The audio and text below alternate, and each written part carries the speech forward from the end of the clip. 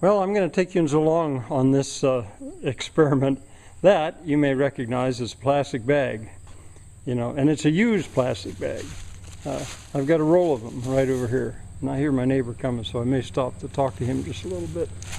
They're used. I turned them inside out after they were used once.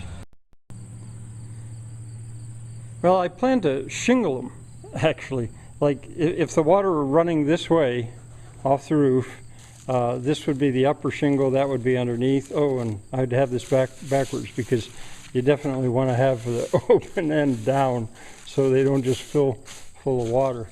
And I'm just going to staple them on there like shingles.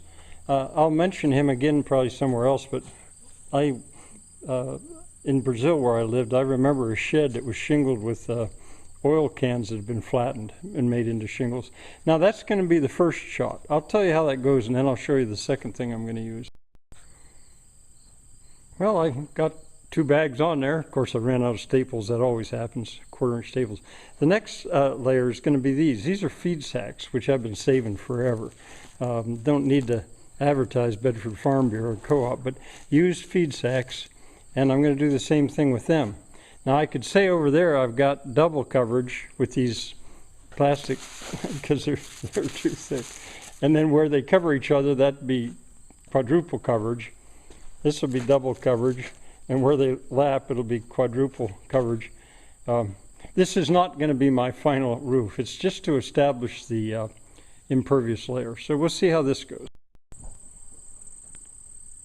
I get a distinct feeling that something like that has never been filmed before. This is probably a world debut.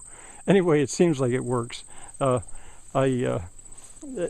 put the feed sacks over it, and I only stapled them at the top, which I think is probably the right thing to do.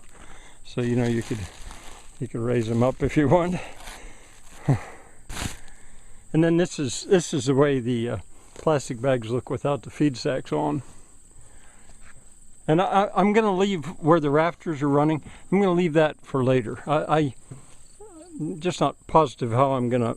There's a piece called a cricket that they put in when you've got this situation. I'm just not sure what I'm going to do about that.